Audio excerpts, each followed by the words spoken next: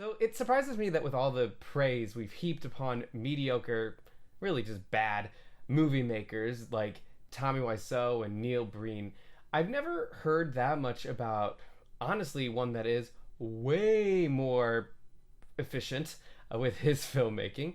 His name is David Dakota, and he has made over 162 movies in about a 40-year period.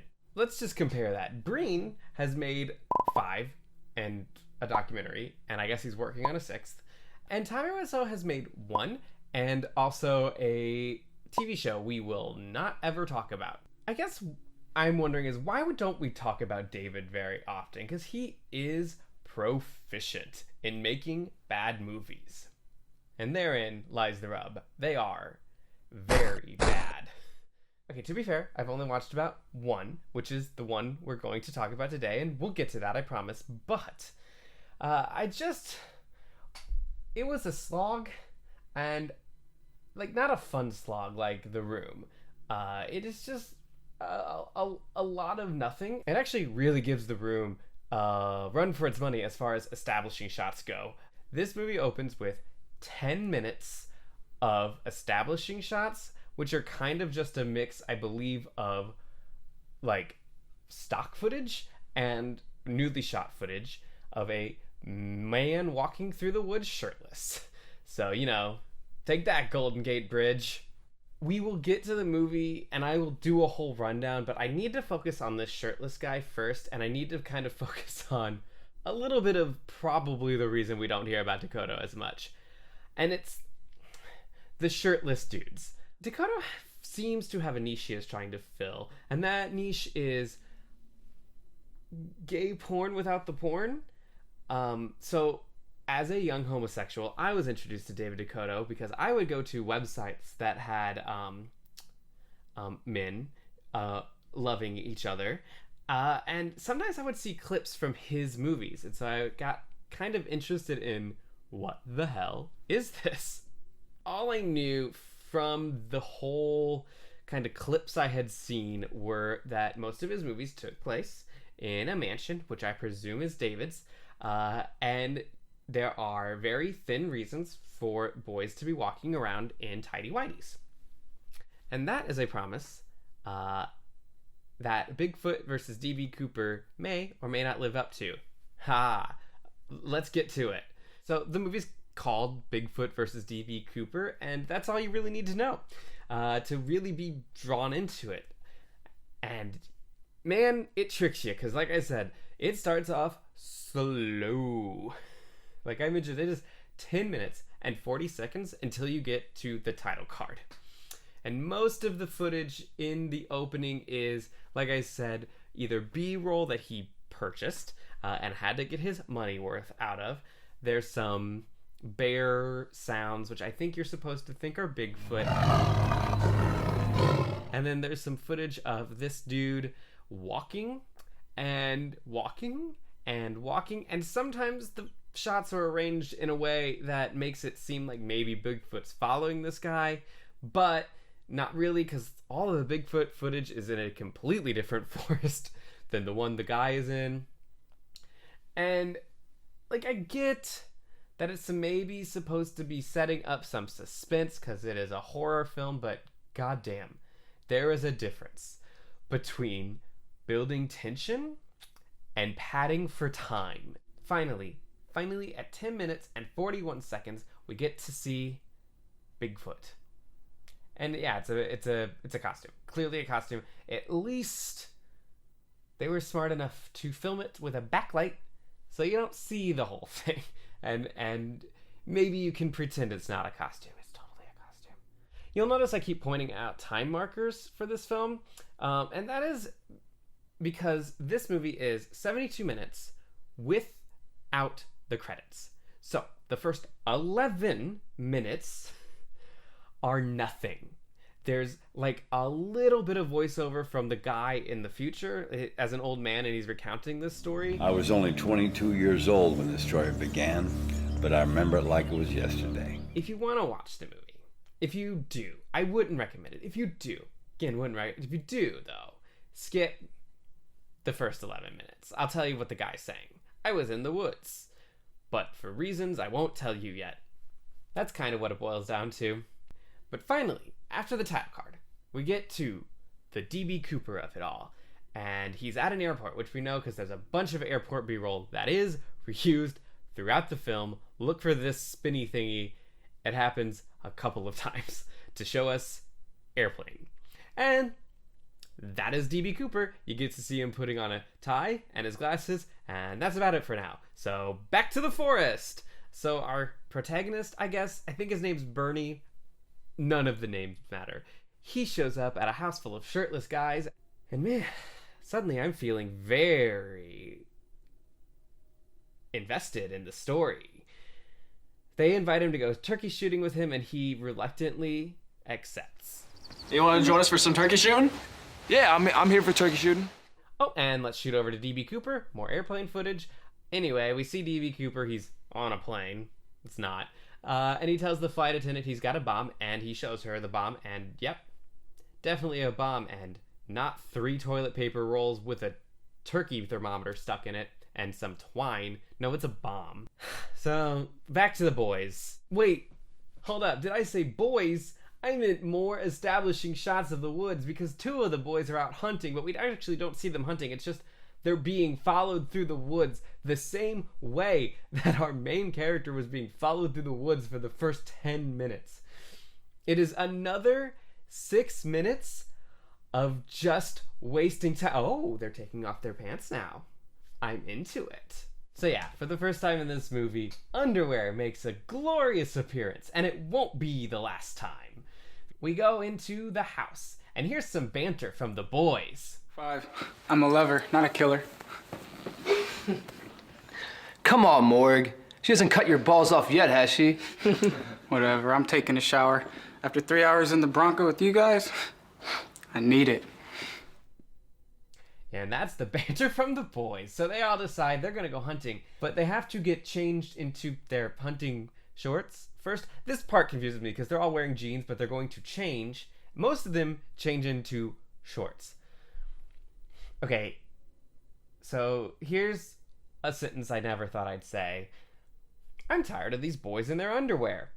They all go up the same staircase on almost the exact same tracking shot. They all check out their rooms. They all take off their pants. They all flex in the mirror with their guns. And then they all put on their hunting shorts. That's it. That's what we're doing. Finally, we get to the last guy, and he's decided he's not going hunting. It's the groom-to-be, and he doesn't want to go hunting. He is instead going to call his fiancée and then take a shower. So luckily we are still treated to him flexing in his underwear.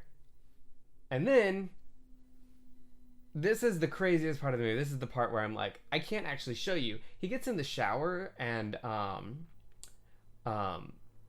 clearly is pleasuring himself. It's not shown, but it's just off camera, and he is clearly pleasuring himself for like a whole minute.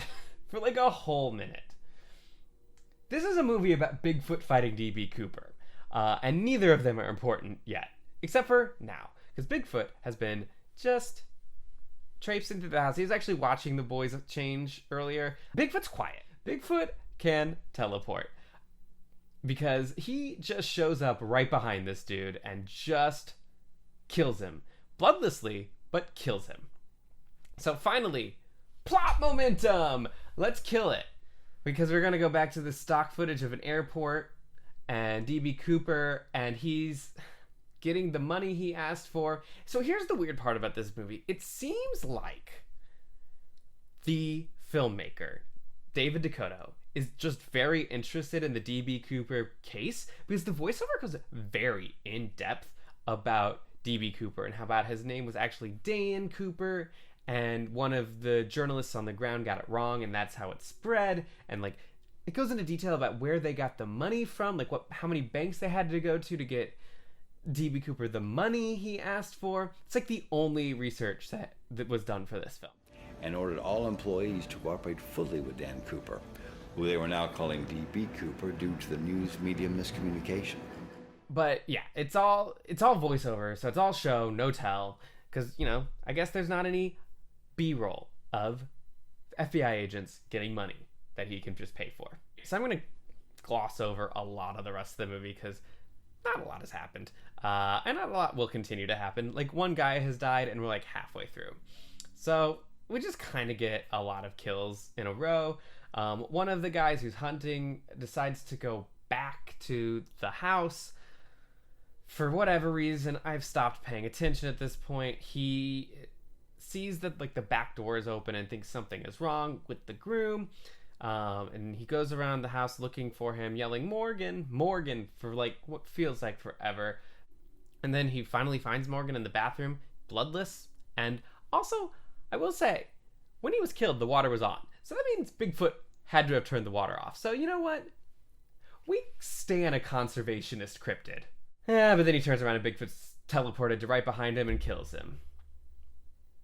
Maybe our favorite is a little problematic, okay? Anyway, then these two idiots find definitely real and not at all plastic bones and decide that they're scared, even though they've all got guns. They're scared and they head back to the house as well. And if you're saying, but that's where Bigfoot is, you're right. But they don't know this. So one of the guys decides to take a foot bath in the pool. I don't know. He literally just sits there. There's no direction. And the other one decides to go have an underwear workout session. And this gets Bigfoot going. Honestly, this is my favorite scene of the thing. It's the one that sticks out both times I've watched it. Is this dude is just working out in a room by himself. It's a very small room and you can see it, but somehow Bigfoot still gets the drop on him. He looks out the window and he turns around and Bigfoot is there. But unlike the other kills, he doesn't die immediately. Bigfoot starts feeling him up rather thoroughly. The plastic rubber fingers are just so wanting to touch the body of the boy, and can't quite do it, but is just doing this, and we get some shots I cannot show you because it is from underneath the guy, and it just wants to, and so finally Bigfoot gets the courage to touch, and the boy screams, and Bigfoot doesn't like it and kills him. For real though, Bigfoot is thirsty as hell. And, the dude is not down to clown, and so for that he must be murdered. The guy at the pool hears this yell and is upset. What the hell is going on around here? So he goes to investigate, and he gets killed for his troubles. And then these planes remind us that D.B. Cooper's part of this, and I think the narration just says that he is jumping out of the plane now. And the CGI is very convincing. So now we're back to our two boys, the main guy and the other guy he's hunting with, I think. And this is where we find out that our main character, Bernie, he's actually an accomplice to D.B. Cooper. Twist! He's out in the woods actually waiting for Dan to land. They were army buddies. And so he is waiting for Dan to land, and they're both going to take the money, and they're going to run. But before that, we have to dispatch the spare. And he's just chased through a horse house, barn thing by Bigfoot. It's actually the most I think we see of the Bigfoot costume, and it's bad. At points you can see the zipper. I'm not expecting quality from this movie at this point. And again, Bigfoot teleports, because just if you watch this, you will see that the boy is running. He looks behind him. He thinks he's lost Bigfoot. He gets up to a tree. He looks around the tree. And then Bigfoot's behind him all of a sudden and kills him. Alright, so that's all the boys killed. Finally, we get to Dan and Bernie. They go investigate the screams of the last guy. And they come upon Bigfoot. Title of the movie right there. Bigfoot versus D.B. Cooper. It is a battle for the ages. Except for D.B. Cooper is getting his fucking ass kicked. Finally, though, Dan, DB Cooper, whatever you want to call him, gets in one big ol' punch and knocks Bigfoot right on his ass. Oh my God, you did it. You stole $200,000, jumped off a plane, and killed one of the greatest urban legends. You're famous. But oh no, he was scratched. He was scratched by the Bigfoot, and apparently Bigfoot, it goes by werewolf rules. For real. That's just a scratch. No, it's not a scratch. It's a mark.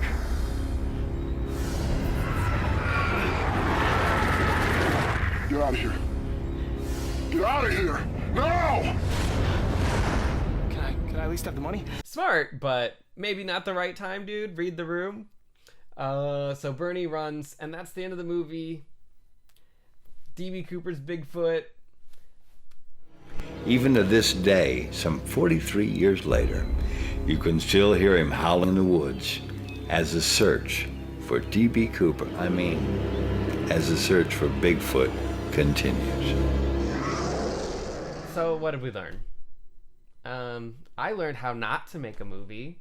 It just sucks. It just sucks because it's such a great concept. Like, you've got these two mythical beings. Like, I know D.B. Cooper was a real guy, but there's such a myth surrounding him now. It'd be so cool. Just make him like a superhero. Like, he shows up fairly early in the movie, and he fights Bigfoot once and barely gets away with his life and realizes, oh, I have to go get a thing to actually kill Bigfoot. You guys stay here. And then Bigfoot kills the dudes, or kills half of them, and then D.B. Cooper shows back up, and it's like, oh no, I have to kill him now. And like, they fight again, and it goes a little better, but still not as good, and like, Bigfoot gets away. And D.B. Cooper's like, oh, a superhero story. And finally, at the end, they have a final third confrontation where D.B. Cooper has been fully realized as the superhero he is, and kills Bigfoot, but, gets transformed in the process. It'd be such a better movie if you just did that and cut out all the B-roll. Keep the shirtless boys, though. I'm here for that. It's what sets it apart. It boggles my mind that someone who has been making movies for almost 40 years doesn't know how to do timing, doesn't know how to really create tension in a good way, and doesn't know how people act.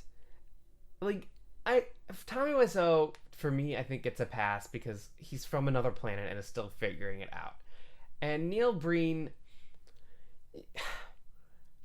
he's one of those people that I think he thinks he knows what he's doing. He has all of the jargon. He just doesn't apply it correctly.